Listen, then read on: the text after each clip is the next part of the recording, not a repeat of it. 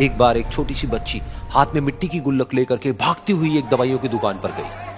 वो काफी देर तक वहां पर खड़ी रही, लेकिन दुकानदार का ध्यान उसकी तरफ नहीं गया क्योंकि और भी बहुत सारे लोग खड़े हुए थे।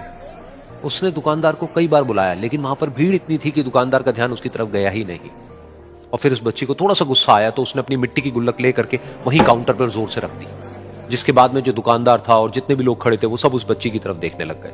और फिर उस दुकानदार ने उस बच्ची से पूछा, बेटे आपको क्या चाहिए? तो वो बड़े ही भोलेपन से बोली कि मुझे एक चमत्कार चाहिए। ये सुनकर के दुकानदार को कुछ समझ नहीं आया, ना ही वहां पर जो लोग थे उनको कुछ समझ में आया, और सब उसकी तरफ देखने लग गए। फिर दुकानदार ने बोला, बेटे चमत्कार तो यहां पर नहीं मिलता है। तो बच्ची को लगा कि वो उससे झूठ बोल रहा है, तो बच्ची ने कहा कि मेरी गुल्लक में बहुत पैसे हैं, आप बताओ आपको कितने पैसे चाहिए, लेकिन मैं आज यहां से चमत्कार लेकर के ही जाऊंगी। तो वहीं काउंटर पे एक और आदमी खड़ा था, उसने उस बच्ची से पूछा कि बेटे क्यों चाहिए तुमको चमत्कार? तब उस बच्ची ने अपनी कहानी बताई कि अभी कुछ दिन पहले मेरे भाई के सर में बहुत तेज दर्द हुआ, तो मेरे पापा मम्मी उसको हॉस्पिटल ले गए। उसके बाद कई दिन तक मेरा भाई घर नहीं आया। तो मैंने कई बार अपने पापा से पूछा, लेकिन उन्होंने मुझे कुछ नहीं बताया। उन्होंने बार बार यही कहा कि वो आ जाएगा, वो कल आ जाएगा, वो कल आ जाएगा, लेकिन वो आ ही नहीं रहा था। तो मैंने देखा कि मम्मी रो रही है, और पापा मम्मी को कह रहे थे कि उसकी दवाइयों के लिए और उसके इलाज के लिए जितने पैसे चाहिए उतने मेरे पास में नहीं है, अब उसको कोई चमत्कार ही बचा सकता है।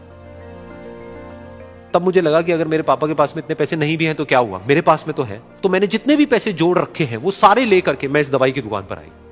फिर उस आदमी ने उस बच्ची से पूछा, कितने पैसे हैं तुम्हारे पास में? ये सुनते ही उस बच्ची ने अपनी गुल्लक उठाई, जमीन पर फेंकी और तोड़ दी, और पैसे गिनने लग गई।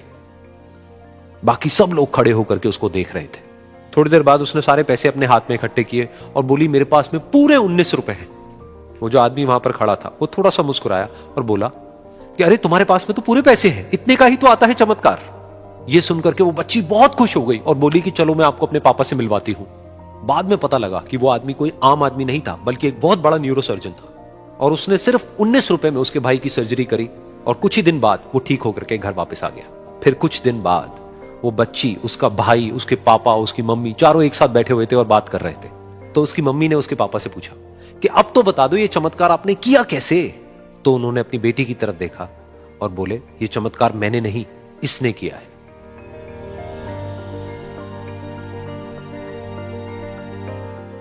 तो यहां पर एक बहुत बड़ी बात है जो हम उस छोटी सी बच्ची से सीख सकते हैं कि जिंदगी में कभी कभी ऐसा होता है कि हमको कोई रास्ता नजर नहीं आ रहा होता है और हम लोग हिम्मत हार जाते हैं। तब हमारे अंदर एक बच्चा होता है जो कोशिश करने से कभी भी पीछे नहीं हटता है। वो हार मानने को तैयार नहीं होता है क्योंकि उसको ना शब्द समझ नहीं आता है। वो बच्चा जिसके लिए कुछ भी नामुमकिन नहीं है, क्योंकि वो हर हाल में कोशिश करता ही रहता है।